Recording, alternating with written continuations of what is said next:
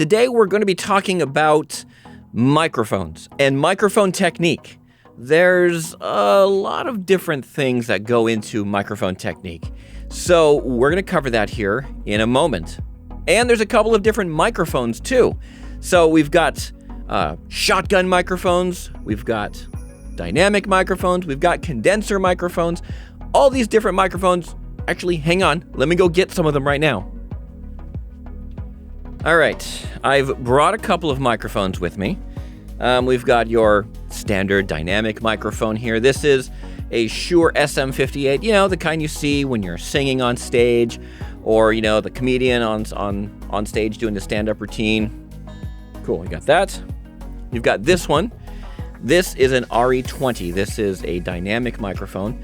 This has been the workhorse of radio for 50, 60 years, for a very long time. In fact, one of their advertisements was hammering a nail with this microphone. Well, not this one, but a microphone like this. Then you also have these types of microphones. This is a condenser microphone. This is an Audio-Technica 4050. And so all these microphones, and a shotgun microphone. This is an ME66. And then I'm also playing around with my Rode Video NTG. So all these different microphones, but they all operate roughly the same way. And they all operate with the same physics, same concepts, same principles. But it's a little bit different on how they capture some of the audio. So microphones like shotgun microphones, condenser microphones are basically active microphones. They need power in order to make them work. So inside the microphone is a little capsule. It's a little piece of metal, basically, that captures the sound waves. So as I talk into this microphone, there's a capsule right here behind this part. As I talk into this microphone, it's hearing the vibrations of my voice. And it's changing those into electrical signals, and that'll travel down the cable, into the equipment, into the recorders, and away we go. Same thing with a condenser mic, same thing with a shotgun mic. It's just how they pick up the audio, which is why we have all these little vents on the side here. This captures audio from the front, whereas a condenser microphone has the ability to capture audio all the way around. That would be an omnidirectional pattern. This is what's called a hypercardioid, or a cardioid pattern. A shotgun mic is a super hypercardioid mic, and so it's really focused as to what it captures with audio. One of the important things we need to talk about is microphone technique, because microphone technique is all over the place. Talking about microphone technique, there's a few guidelines, if you will, that you need to do. So with a dynamic microphone, we'll cover condenser microphone here in a moment, but with a dynamic microphone, it's important that you're in front of the microphone, but don't talk straight into the microphone. You need to talk 45 degrees away. So this is kind of off axis. And the reason is, so if you put your hand in front of your mouth and you say something with a P in it, like popcorn paste, please, something to that effect, you'll notice you'll feel your breath against your hand. Those are called plosives, and plosives sound like big kabooms when they're captured by microphones. So we want to reduce the amount of plosives. Screens help, little foam thingies help as well, but they're not perfect. They're not 100% good at capturing those plosives. Plus, they kind of change the audio a little bit. So, what you need to do is 45 degrees off axis. You're still talking, and it still captures the audio, but your plosives are not impacting that capsule, and so you don't have those booms, if you will. Now, distance from the microphone. You may see people that get right up on the microphone like this. Okay, sure, that'll work for a SM58. And that'll work when you're on stage, in a noisy environment, when you're performing with a band. But when you're in a studio, when it's just you talking or a couple of people talking, being right up here, you're going to get all those plosives. It's going to sound kind of funny. You don't want that. You want to capture your voice as naturally as possible. So, here I am, 45 degrees away from this mic. I have to move up a little bit because the arm is only so long. You want to be a fist to a hang loose away from the microphone. So in this case, we're not counting the screen, but from the front of the microphone, a fist. This is what it sounds like when I am about a fist away from this microphone. And so when I talk into this microphone, it's capturing more of my audio. Now this is a hang loose. This is how far I'm talking away from this microphone. You don't want to get too far away, because if you get too far away from the microphone, you're capturing everything in the room. You're hearing all the reflections. And if you get too close, again, you have the plosives. But within that range, and if you're within that range, you will have the best sounding audio that you can have. But with condenser microphones, it's the same concept, but it's more sensitive to plosives and more sensitive to room noise. So where a dynamic microphone will be good in a noisy environment, a condenser mic is really good in a quiet environment, in a studio environment. Now, if you have multiple people in that environment, well, this is going to pick up everybody. Even if, and sometimes these will have little patterns. You can kind of see it right here. There's a switch, and it lets me pick what pattern I want to use. I can do omni, I could do cardioid, or I could do figure eight. And that all depends on what side of the mic and how much that it picks up. So with a condenser microphone, again, you don't want to talk straight into it because there's plosives will hit that capsule and boom. The concepts are all the same for all the different microphones. Dynamic, shotgun, condenser, they're all the same concept. And how you interact with that microphone is where the magic happens. A lot of microphones will have what's called a bass effect. So the RE20 kind of has a bass effect. So as I'm talking here, and so I can talk here in this type of voice, and you hear how my voice sounds. But now, if I get right up on this microphone, and you can hear how much more of the bass you can hear. So the bass effect is that the closer I get, the more bassier the audio gets.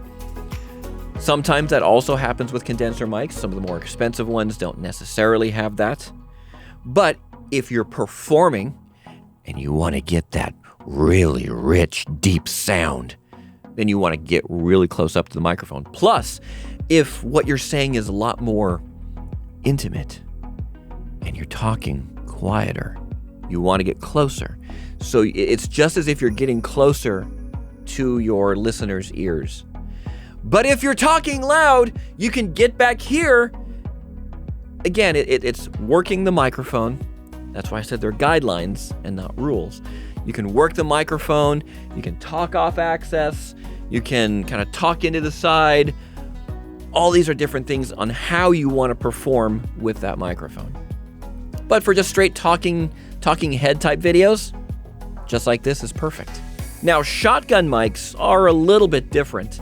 With a shotgun mic, you can get up close to them. I have a shotgun mic that's right here off camera, and I get up talking to this. Let's see, I am a hang loose away from this ME66, and now I'm about a fist length away from this ME66. Oh, look, you can see my background. You can perform with a shotgun microphone just the same way as you can perform with a dynamic or condenser microphone. It's just a different type of microphone. A shotgun microphone will not necessarily pick up audio from the sides. Let's pretend this is a shotgun microphone. It won't pick up as much audio from the sides, a little bit from the back, but mostly not from the sides. But it will pick up from the front. And this is why shotgun microphones are really good for video production. So that way, you look, you can't see any other microphones. If I fling that guy away, I'm still mic'd. You can still hear me because there is a shotgun microphone just out of frame, picking up my voice. But I like having this microphone. So you have the shotgun microphone. It can be a little bit farther away, out of frame for a video, and it'll still work just as good. Now, if you're doing this for professional voiceover, there's other aspects that go into this, or even a voiceover for your own video or project or podcast. There's other aspects than just the microphone. You can get away with a microphone that may not necessarily, you don't need a $4,000 microphone to pick up your voice for a podcast. But what makes the difference between a professional sounding podcast and an amateur sounding podcast is your room noise. How much noise are you hearing of your own voice? So just like with light, when you shine a light into a mirror, it bounces back. Same way, when you talk and you hit off of a hard, solid surface, flat surface especially, that all reflects back. So you want to reduce those, and we'll talk about that next week. I'll do a video on that one, I think next week, and we'll talk about sound deadening and how you can treat a room for relatively cheaply, but also really expensive if you really want to go down that road. But that'll be next week. We'll cover that then. Today, it's about microphones. Another thing you may want to consider for your microphone is a shock mount. Now, there is no shock mount on this. And as I hit the counter, that shock from the counter translates up through the arm into the microphone, and you'll hear that boom, boom, boom. Now with this guy, you can see he's got this really cool, springy little suspension mount. And what that will do is that'll help reduce any sounds of walking or hitting a table or handling noise. It suspends it in this little cage, basically, and reduces the amount of handling noise or table noise or whatever. So if you can, find some way to suspend the microphone. Hanging it by a mic cable is not going to work because it's tight, and so all that vibration will translate into the microphone. But if you have like a tabletop stand, if you put a moving blanket down, that'll help cushion it. And it'll also help alleviate any reflections of your audio coming back from the table.